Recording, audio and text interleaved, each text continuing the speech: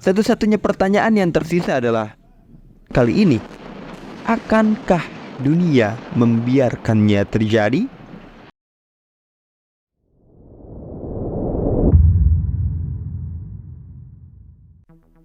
Hey human, tahukah kalian bahwa memang dari dulu tujuan Israel adalah pembersihan etnis? Saya rasa banyak orang telah menyaksikan apa yang telah dilakukan Israel di wilayah Palestina.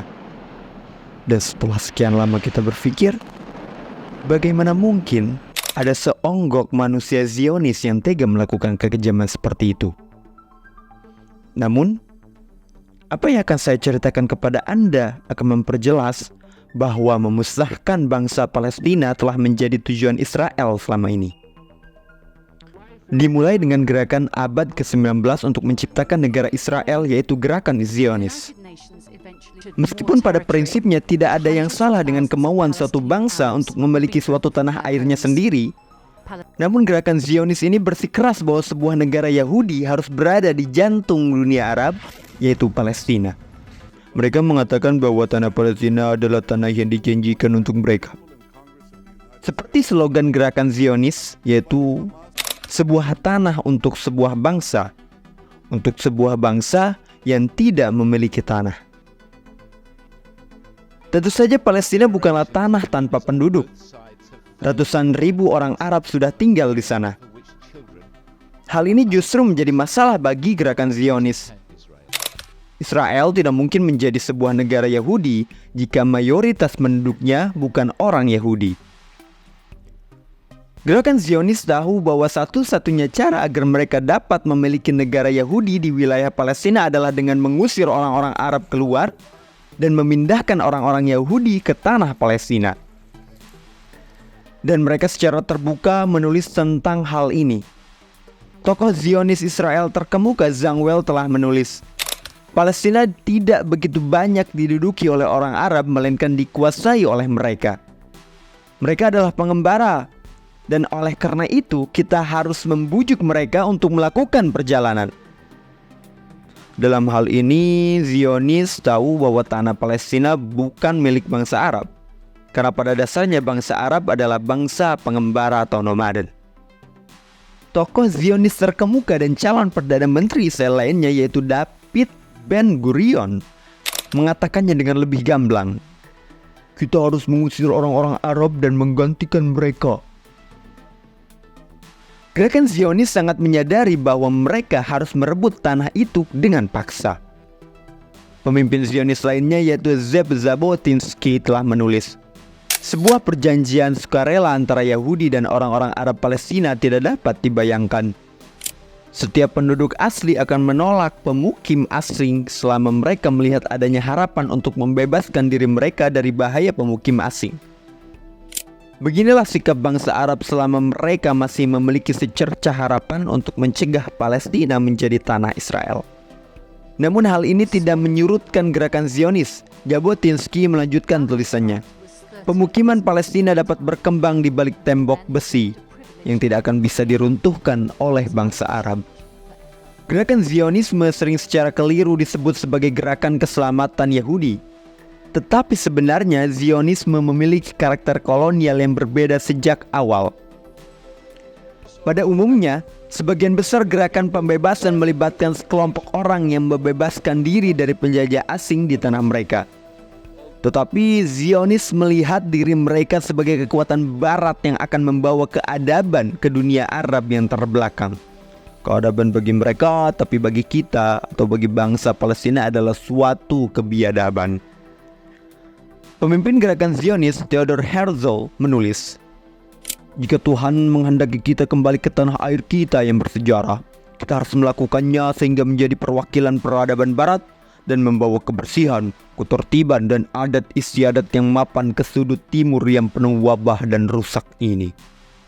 Selama beberapa dekade, Zionis tidak memiliki dukungan dari sebagian besar orang Yahudi dan mengandalkan sebagian besar keluarga aristokrat Eropa yang sangat kaya untuk membiayai gerakan Zionis. Untuk mendapatkan daya tarik, gerakan Zionis berusaha membuat dirinya berguna untuk para imperialis terkemuka di Eropa. Pada tahun 1902, Theodor Herzl menulis surat kepada Cecil Rhodes, seorang imperialis Inggris terkenal yang mengukir jalan kerajaan Inggris melalui Afrika bagian selatan. Dalam surat itu, Herzl menulis, "Anda diundang untuk membantu membuat sejarah. Ini tidak melibatkan Afrika, tetapi sepotong Asia kecil. Bukan orang Inggris, tapi untuk orang Yahudi. Lalu bagaimana saya bisa berpaling kepada Anda? Karena itu adalah sesuatu yang bersifat kolonial." Mari kita pikirkan hal ini sejenak. Jika Zionisme benar-benar sebuah gerakan pembebasan, mengapa mereka mencari aliansi dengan salah satu penindas terbesar umat manusia dalam sejarah? Mengapa mereka berharap mendapatkan dukungannya? Hampir semua imperialis Eropa yang mendukung gerakan Zionisme dimotivasi oleh antisemitisme. Bagi imperialis Eropa, Zionisme adalah alasan yang tepat untuk mengusir orang-orang Yahudi dari negara mereka. Itu kan sebenarnya orang-orang Eropa nggak mau direpotkan oleh orang-orang Yahudi yang nakal. Makanya mereka mendukung Zionisme agar orang Yahudi pindah ke wilayah Palestina. Gerakan Zionis bahkan mencapai kesepakatan serupa dengan Nazi Jerman, padahal di sisi lain komunitas Yahudi yang tidak setuju dengan gerakan Zionis sedang memboikot bisnis Jerman pada awal tahun 1930-an. Gerakan Zionis mencapai kesepakatan dengan Nazi yang disebut Perjanjian Havara. Perjanjian yang mengizinkan orang-orang Yahudi yang bermigrasi dari Jerman ke Palestina untuk menukarkan aset mereka dengan barang-barang buatan Jerman yang kemudian mereka jual dan menerima hasilnya. Meskipun Zionisme menjadi hegemonik dalam komunitas Yahudi setelah kengerian Holocaust, Zionisme itu sendiri dan gagasan tentang negara Yahudi di Palestina sudah ada jauh mendahului peristiwa Holocaust. Mereka kuat pada gagasan bahwa Palestina harus dibersihkan secara etnis untuk memberi ruang bagi pemukiman Yahudi. Bukanlah suatu kebetulan bahwa hari yang diperingati oleh warga Israel sebagai hari kemerdekaan Israel, yaitu pada tanggal 14 Mei 1948, juga dikenang oleh warga Palestina sebagai peristiwa Nakba atau bencana.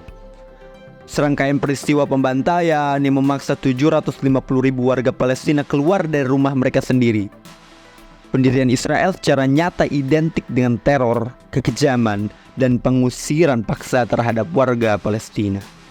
Menurut Jenderal Israel Moshe Dayan, desa-desa Yahudi yang dibangun di tempat desa-desa Arab, bahkan desa-desa Arab tersebut sudah tidak diketahui lagi karena buku-buku geografi ini sudah tidak ada lagi alias dihapus oleh Israel.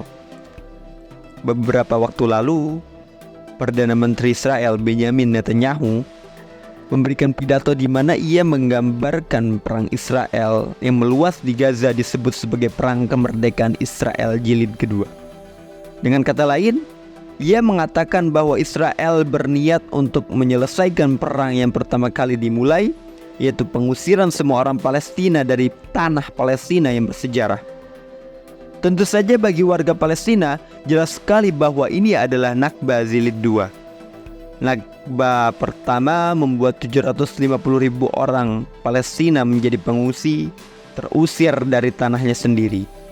Namun hanya dalam beberapa bulan terakhir, Israel telah menciptakan lebih dari 1,4 juta pengungsi di Gaza.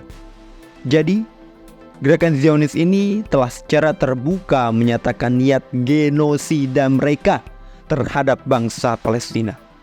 Tidak hanya dalam beberapa bulan terakhir, tidak hanya dalam 75 tahun terakhir, tetapi bahkan sebelum itu, ketika negara Israel hanya berupa sebuah ide dan gagasan.